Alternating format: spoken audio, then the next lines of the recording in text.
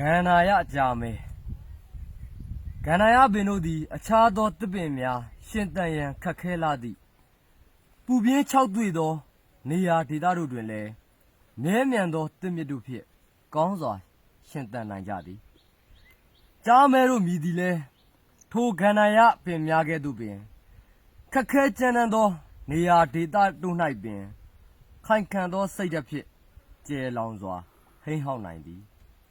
ရဲဘော်ချက်ဖီစာရေးကြပြရေးသူကတော့ရဲဘော်ချက်ဖီဖြစ်ပါတယ်လိုပါပဲကျွန်တော်တို့ဒီတော်လိုင်းမှာဘလို့ခက်ခဲမျိုးပဲရှိရှိ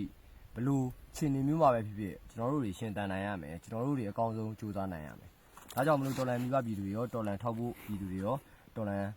ရေးကျွန်တော်တို့ပေါ့နော်တော်လိုင်းလက်နက်ကင်နေရောအားလုံးပဲအတင်းထားပါကျွန်တော်တို့အကောင်းဆုံးကြိုးစားမယ် fighting ပါကျွန်တော်တို့ကြားမဲတက်ဖွဲ့ကိုပေါ့နော်ဒီအခုလိုမျိုးပေါ့နော်ကြပြလေးတွေပေါ့နော်ကြပြလေးတွေကိုလည်းကျွန်တော်တို့ဒီမြင့်ချက်ပလက်တိုက်ကပေးရနေတစ်ဆင့်ဒါမှမဟုတ်ရင်ကျွန်တော်ရဲ့အကောက်ကနေတစ်ဆင့်ပေါ့နော်ပို့နိုင်ပါတယ်ကျွန်တော်တို့IKEAမှာပေါ့နော်ကြပြတွေကိုကျွန်တော်တို့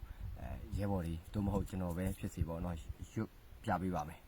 တော်လိုင်းရေးအတွက်အားဖြစ်စီမဲ့ကြပြမျိုးတွေကိုကျွန်တော်တို့စီကိုလာရောက်ပို့လို့ရတယ်ဆိုတဲ့အကြောင်းလေးပြောချင်ပါတယ်ဟုတ်ကျေးဇူးပါဗျာ